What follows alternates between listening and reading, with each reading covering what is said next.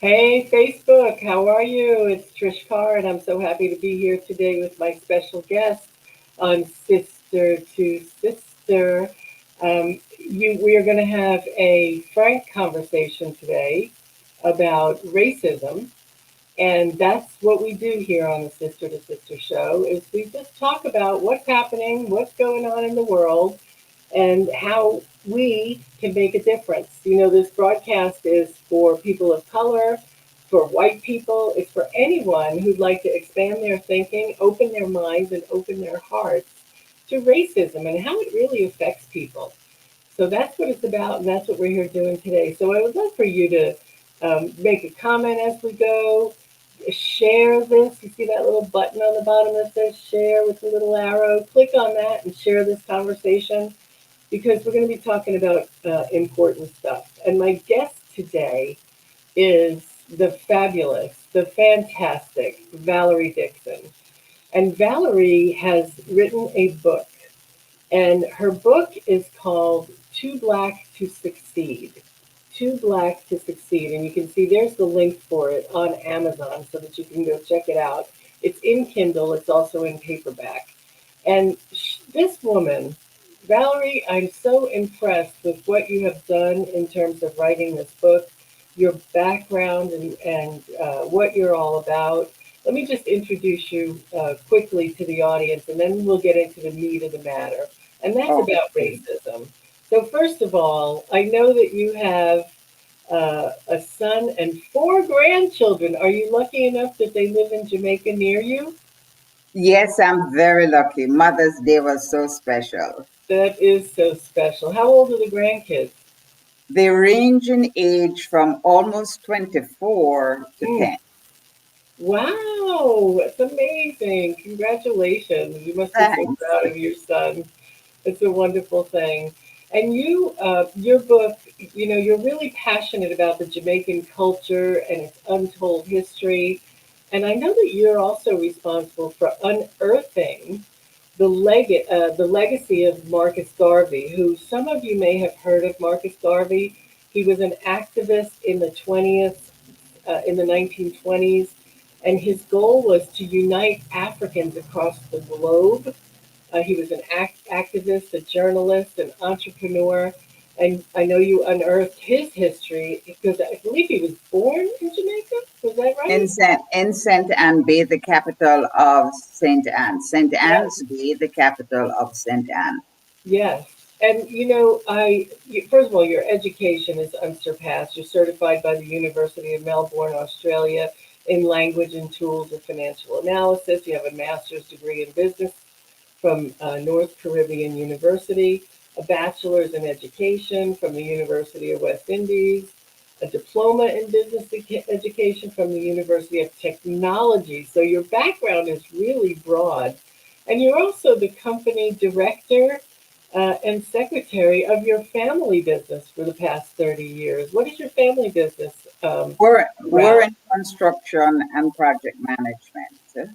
That's wonderful. 30 Mhm. years to be in it. Are you the first generation of the business? Yes, we are. That's wonderful. And you're handing it down, I'm sure. We would love to, Yes, because right. that is something that is not very common among Black people. Generational wealth or Correct. knowledge being passed from one generation to the next. So Yep. this is a very, very important area that we as Black people are falling down or have fallen down in. But doing much better at now because you're obviously a role model for generational wealth for your family. That is what I'm hoping, and that as an educator, I will be an educator who will motivate and mold young lives, especially Black lives, to understand why they matter and why they should matter, and why this book has been written to teach and to educate persons from every race, every ethnicity, just everyone, as to why it is that we are in this dilemma and having this conversation in the first place. around racism.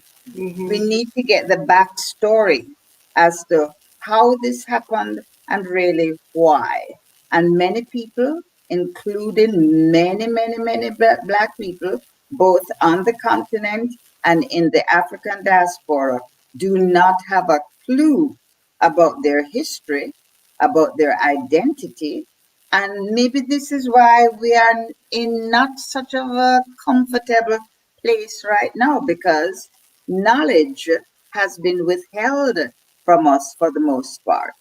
And frankly speaking, we are probably too divided among ourselves for there to be much of an impact to get people asking the right questions as to why is it that there is such a problem going on and seems unsolvable over the last 400 years. And that is what I'd like us to get into, if it's even to touch the periphery, but for people to understand how important it is for them to have knowledge about themselves, and Absolutely. for others to also understand that not because you may have privilege or you may have certain assets, that doesn't mean you should be closed minded as to our story and why it is that we are as Black people the way we are today. Well, You know, that's, really it's get all about understanding, isn't it? It's all about understanding all it. about understanding. And once you understand and you get it, it's as if you say to yourself, so what's the big thing? I am this way, you're that way because of X, Y, and Z reasons. But that doesn't give you a reason to hate me. Right. Hmm. What was your motivation for writing the book in the first place? My family and 44,000 other mainly Black Jamaicans, our businesses were destroyed. They were destroyed in the time period of the late 1990s into the middle of the 2000s. Oh, we were destroyed mainly for one reason. The laws and the practices that came over from the days of slavery right up to this minute were what was used to destroy us. There is a law, an unwritten law, and in many places a written law that says Black people must be kept at the bottom of the hierarchy of any society in which they live. And so this law was exercised upon us because we did something very, well, I don't know whose point of view we're looking at, but what we did was to become independent financially. And we were all climbing the socio-economic ladder. And apparently, we were getting too close to that class that has, or thinks it has, all the privileges and all the reasons to write and enforce the law. So the law was manipulated in a way that we were soon separated from our assets, our investments, and our business. The taxpayers took a hand and they paid $150 million, that's the Jamaican taxpayers, to have an inquiry to look into the behavior and the happenings of the then government of the day. Trish, this is where the rubber hits the road. It has now been almost 20 odd years since this FinSAC, I'll tell you what FinSAC means in a while, happened. And to this date, May 18th, 2021, we have been denied the right to see the report that gives the results of the findings from the inquiry. So when was the inquiry done, Valerie? The inquiry was done sometime in 2001, thereabout, between Okay. 2001 So it's been quite a while. And then to add insult to injury, this was really what got my skin tingling. The government, whether it is this government or the one before, made a decision that they were going to archive or hide the report. It will never see the light of day until the next 40 years. I said to myself, no way. Why would they do that? Why would they do They that? did that because they cannot bear to let the public know that there was collusion on the part of both political parties in this thing to destroy the 44,000 Black investors. When I see who lives in my house, I still call it my house, even though my husband says we are beyond that now. We've moved on. But when I see how that takeover was done in such a hostile manner, and we don't know what has happened to our other assets because the report would reveal that. And the report would probably tell us who are the people who got this house, this property, this beachfront property, this property. It would reveal those things. So And they, when did that happen, Valerie? When was the property taken away from Black people in Jamaica?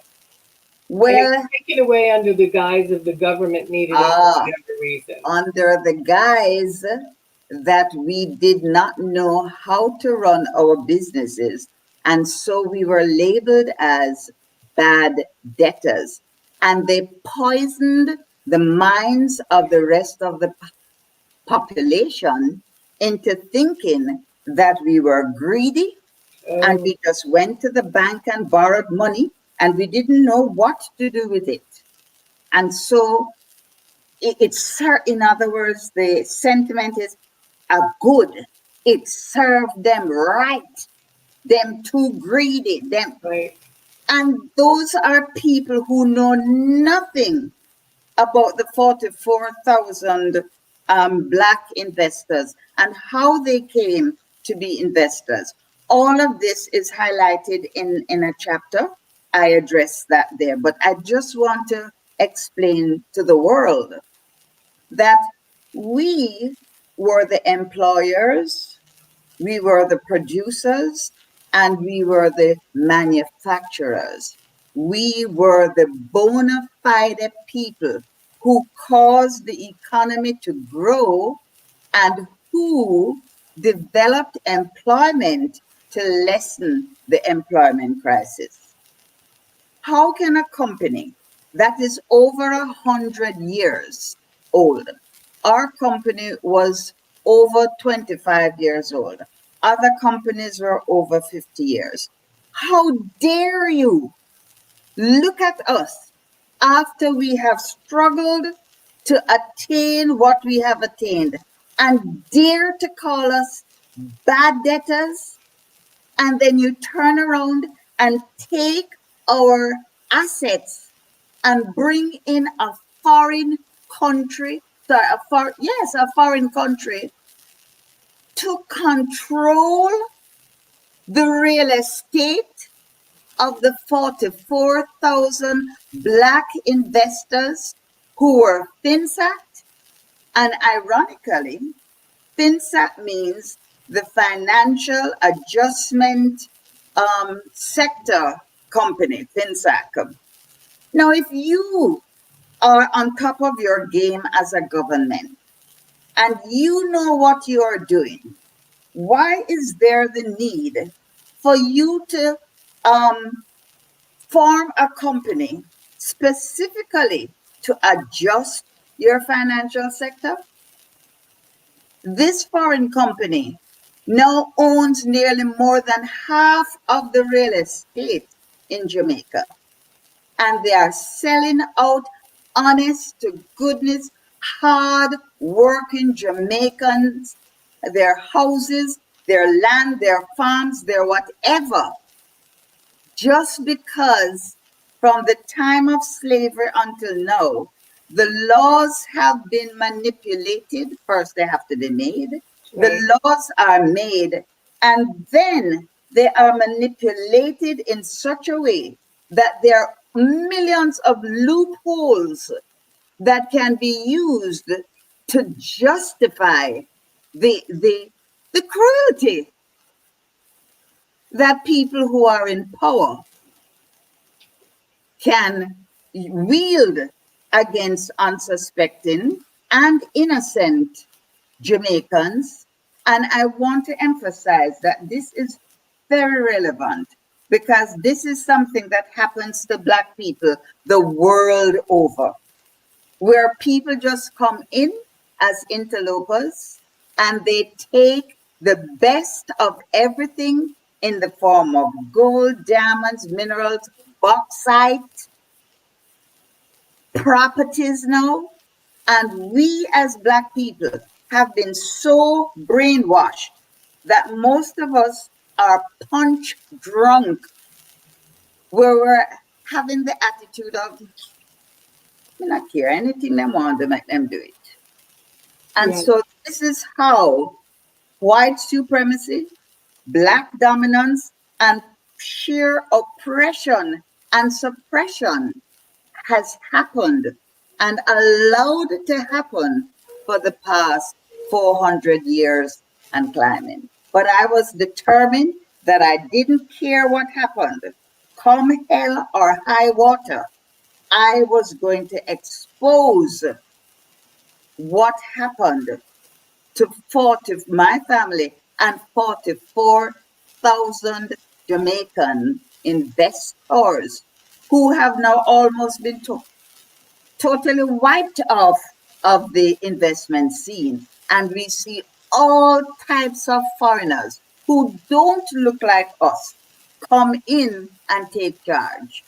And the government makes it easy for them to do so, creating loopholes for them to take land that's owned by Black people who've been in Jamaica for years and years. So this happened, are we talking, it's in the 20th century that all of this We're talking in the 20th and the 21st century, Trish. still, Because people are still seeing their houses and their properties put up for sale.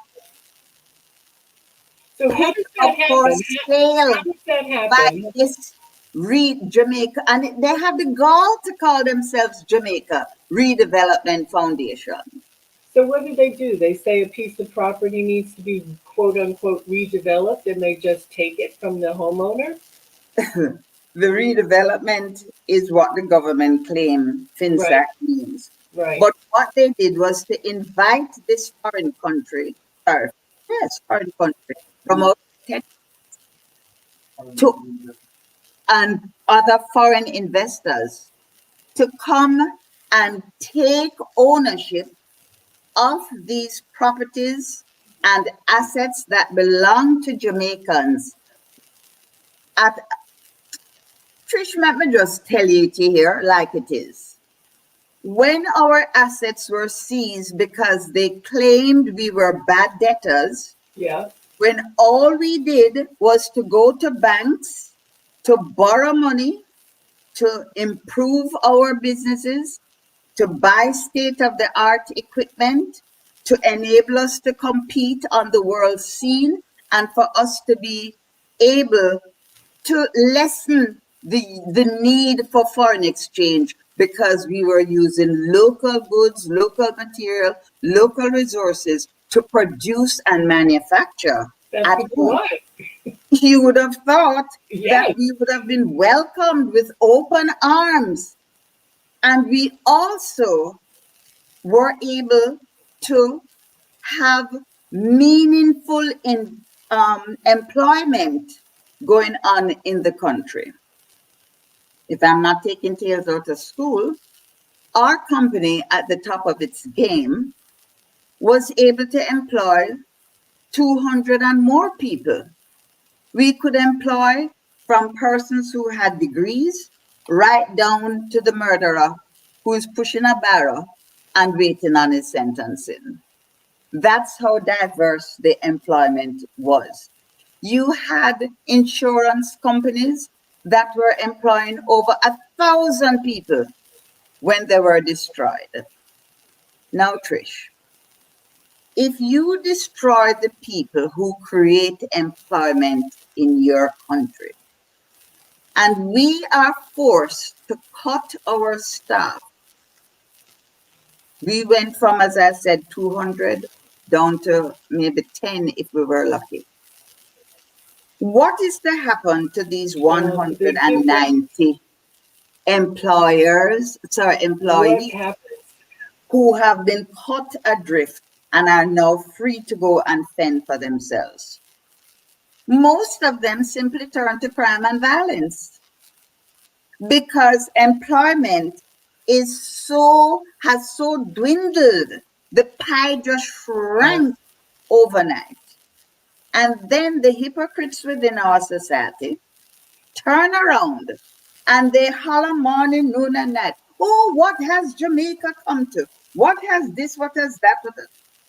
If people can't live well, they are going to live as best as they can. If it even means a life of crime, food has to go on the table by any means necessary. And unfortunately, those means are not always in the best interest of themselves and even the country. Right. And this is important because everywhere, whether it is in Africa, her diaspora, in the West Indies, wherever there are Black people, the experiences are the same: pain and suffering.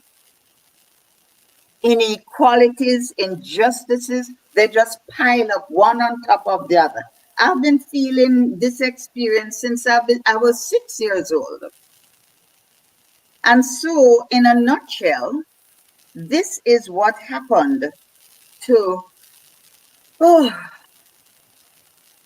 minority. No, yes. In Jamaica's case, it's the minority who have total dominance over the 90% of the people who are Black. It's In like the States, apartheid. yes, in the States, it's reversed, whereby the Black people and the people of color are really in the minority, and they Right. are dominated and suppressed and oppressed by the majority, especially the majority of white people. So Hmm. I don't want anyone to feel that this is a book about Jamaica and Jamaica's history. No, no, no, no, no. It is a book written to teach everyone on this planet why it is that there are so much inequities, inequality, injustices, and just sheer misery on the planet for the simple reason that there are some people who, you had asked the question, what is driving, What's the force behind this? what's the force behind prejudice and discrimination and the rest of them?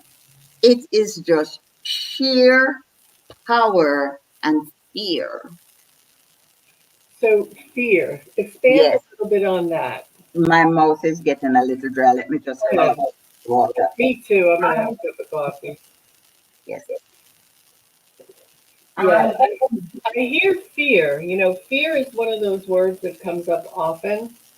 That racism stems from fear, and fear of what is really the question. well, I will go a step further and give you a quotation on what this means. Uh, Curtis Sahakian, in his book Sahakian's Due Diligence, says, there is nothing more dangerous or difficult than bringing about change. There are always people who benefit from maintaining the status quo. They will see what they have to lose and will fight, and I'm adding here, even kill to keep it. Yeah, that's exactly what it is. It's you see what you have to lose and you fight to keep it. Yes. And Yeah. it happens also among Black people. Why Black people are so far away from being liberated? Because of the same Black people who look just like the rest of us. Not many of us know that there are Black people who are so wealthy that they ostracize or exclude, or what should I say, disassociate themselves from regular Black folks. We have to speak truth. And truth means that you have to face it. There are some of us who cannot handle truth, but I'm telling it to them this morning. You These Black certainly people, are. these wealthy Black people have joined from about 1907 a particular group that they call themselves the Black Boule. And what they did was to call from amongst the Black people, the highly educated, the highly intelligent, the ones more than likely would be allowed to succeed, because you have to remember that some people are chosen to succeed while the rest of us just remain average. And they joined this club, and you can look it up. The Boule, it's pronounced Boule, although it is spelled Boule. The Okay. Boules. And in there, they are still alive and well. And they have taken oaths to keep white supremacy alive and well. In other words, they are the new, no, they're not new, they're from 1907. Yeah, They that's not are new. not new at all. They are the who we would call back then in history the house slaves. But I don't want us to stay too long on that, just to let us know that it's not white people alone who are holding back the Black liberation struggle. Right among our own, there are Black people who, like it says, see what they have to lose because they have sold themselves to getting the crumbs that fall from the 1% stable or wherever the crumbs fall from. And that is what they are not prepared to lose.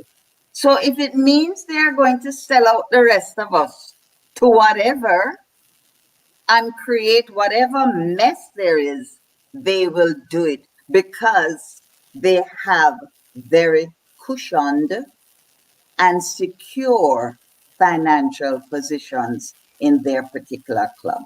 Yeah. So, Well, let yes, me ask you, if there's one thing that you want people to take away from the book, Too Black to Succeed, what would that be? I'd like them to take away this one thing, to learn and understand why most Black people are so earnest in their constant march. And marches come in all different forms, sizes, and names, but it doesn't matter.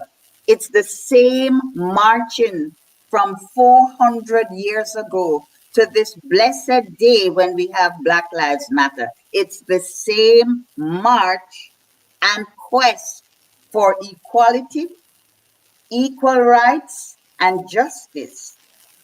And especially for the millennial generation who are so busy, most of them, not all, bleaching, wearing Brazilian hair, fingernail that go on forever, and not knowing whether they are fish or fowl, because we have lost our mojo. Most Black people, I don't even know what to say. I want them to be able to learn from this book and be conscious of, as I said, while we have been marching, and be conscious of the socio-economic factors of the past and the present, which are determining the quality and standard, whether it is high or low, of their lives and of the future. And this goes for people of all color, race, ethnicity, whatever it is you want to call it. We all have to learn the back stories. Otherwise, there can be no change.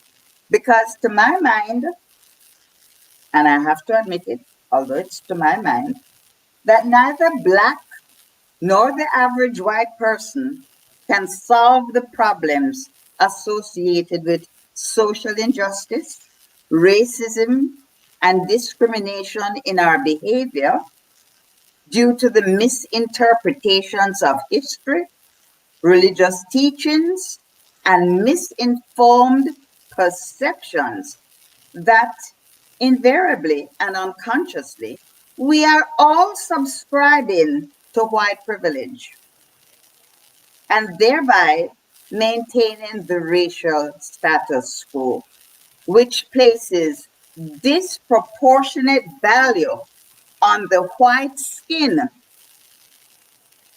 On the white skin. We're not looking at merit or demerit, no, just the color of your skin, and you get value. Right.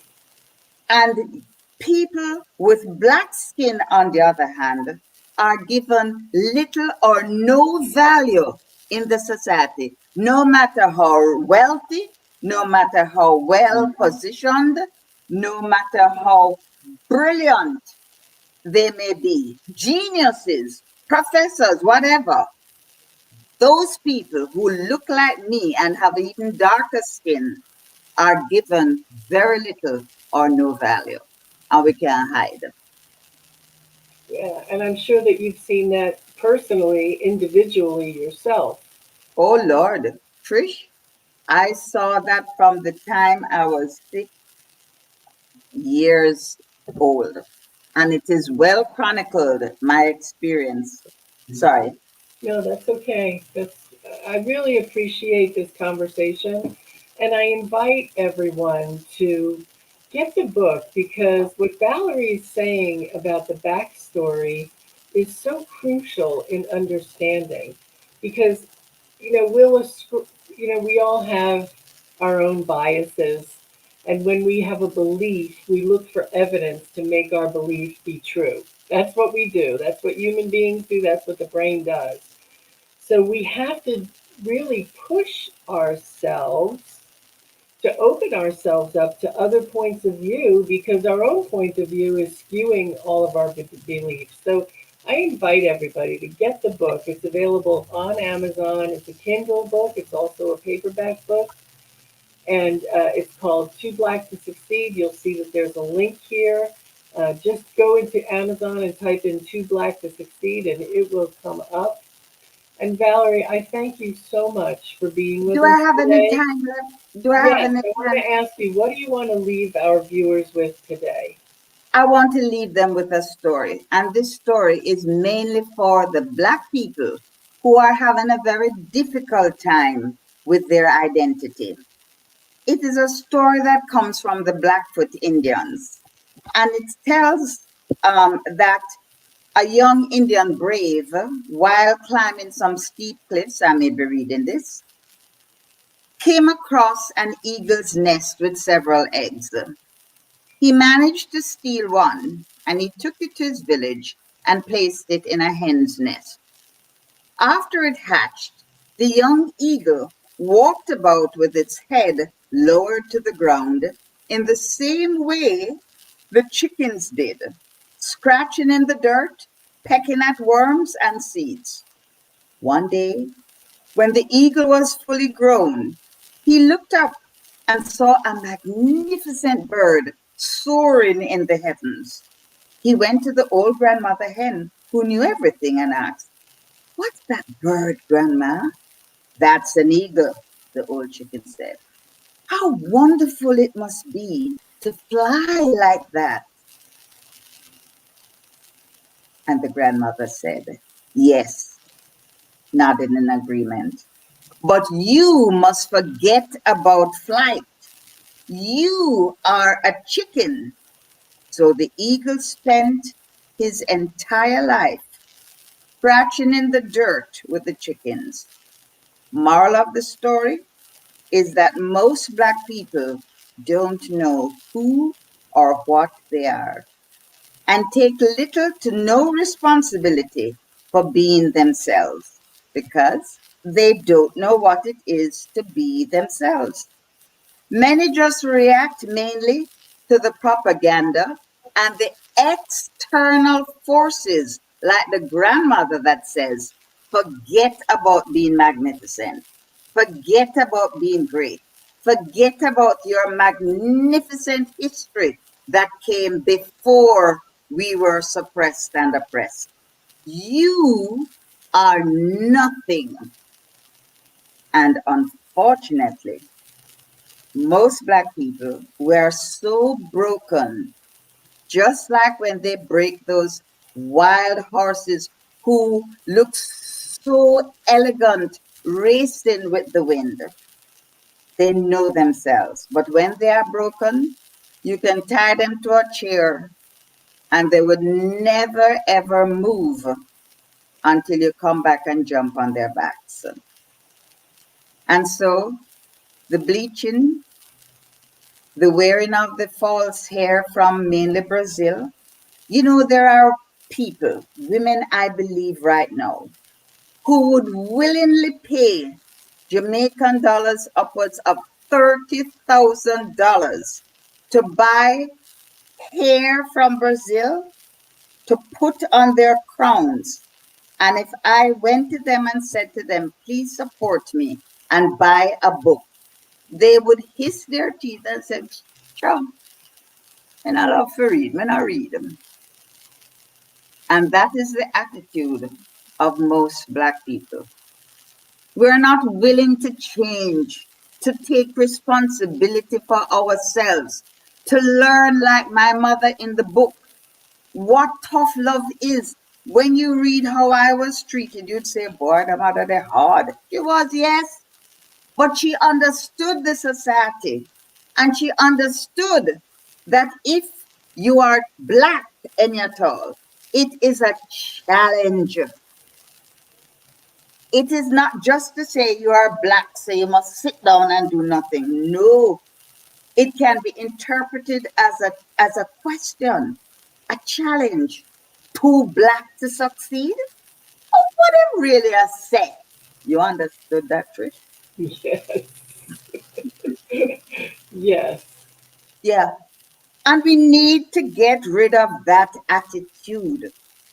Otherwise, we will never achieve the success that this book also highlights.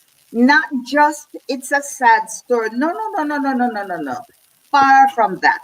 This book is full of hope. It Yes. shows resilience. It shows determination. It shows the fight back, the push back against anyone telling some of us that we're too Black to succeed. And it, Absolutely. yes, and that to my mind is the nitty gritty of us being too Black to succeed, to show them that despite what the white historians and the white media may have as their profiling of Black people and the stereotypical images of Black man being a thug, a drug addict, rapist, and other non-white people are classed in some very derogatory ways, that it's a lie. We can succeed. And some of us are determined to succeed. And Yes. my Yes. mother was determined that her Black child, because the others are brown skinned, was going to succeed regardless. Yes. Yes. Yes. I have to say, I am so heartened to see, even on this show, I have had conversations with so many amazing women of color who are on this journey with you, Valerie, who are not too Black to succeed, who are bringing up children who are eagles rather than chickens. And you and the women who I have had the privilege of having conversation with around this are changing things for the better. Thank you so much for writing the book. Thank you so much for being here today. Thank you for being a woman who's holding the banner and leading the charge for Black lives to really matter. Number one, to themselves. Secondly, to the rest of the world. Because until we get it, until we all see the backstory, until we understand what's gone on, we can't make change happen. So thank you so much for being a woman who is dedicated to making a difference for people all over the world. Valerie Dixon, I applaud you. I appreciate you. Thank you very much, Trish. Thank you And so this much. is what Bob Marley and the Wailers, who every white person I'm sure has heard of Bob Marley, this is Yes, what they were wailing against, the injustices and the inequalities that we suffer through for the past 400 years. God bless you, Trish, for having me on this program and for giving me this opportunity to stand in my truth regardless. that's right. Thank you. Thank you so much. I'm there with you, my friend. Thank Thanks. you all for watching. Thank you for sharing, and I'd love to hear your comments. What are your thoughts about this conversation? What does it mean when you hear too black to succeed? What is this whole discussion brought up for you? I appreciate all of you for watching, for sharing, and for being a part of the solution. Valerie, thank you again. You're so welcome, Trish. Thank you. We'll see you again soon for another episode of Sister to Sister. Trish Carr signing off.